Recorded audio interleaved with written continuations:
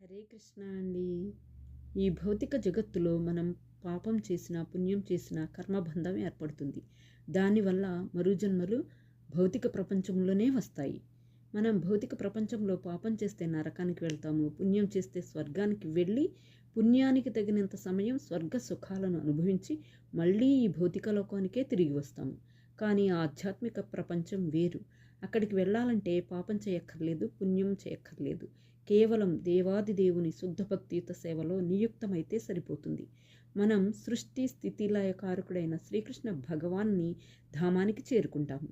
ఈ మానవ జన్మ మనకు సంక్రమించింది కూడా భగవంతుణ్ణి చేరుకోవడానికే కదా.